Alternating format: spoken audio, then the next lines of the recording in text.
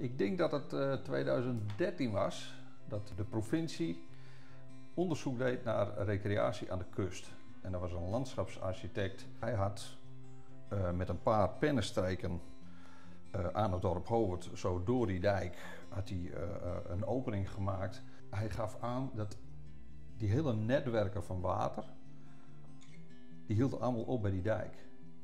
En eigenlijk moest je door die dijk naar buiten toe.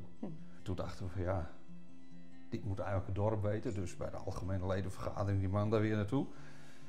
En nou, wat er niet vaak gebeurt, maar er was applaus. Een stukje hoop op betere tijden. Dat dit iets is wat bij het gebied past.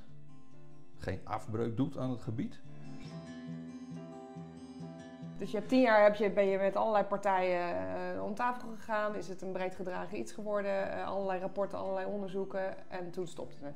In ieder geval is op dat moment die intentieverklaring, omdat een samenwerkingsovereenkomst, die is daar gestopt. Dus de samenwerking tussen die overheden en ons en de vogelbescherming is toen gestopt.